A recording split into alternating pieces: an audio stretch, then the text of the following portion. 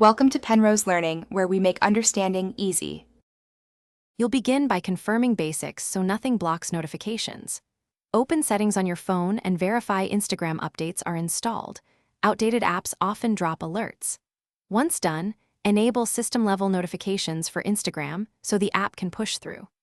Now open Instagram and go to your profile, tap the three-line menu. We'll jump into the in-app notification controls next, because system settings alone don't guarantee every alert type is restored. You're inside the app settings. Select notifications to see categories like posts, stories, comments, and direct messages. For each category, tap and choose push so alerts come instantly. Email or SMS are optional backups. Make sure quiet mode or do not disturb isn't enabled within Instagram. Also review account-level mutes and keyword filters that silence specific people or words.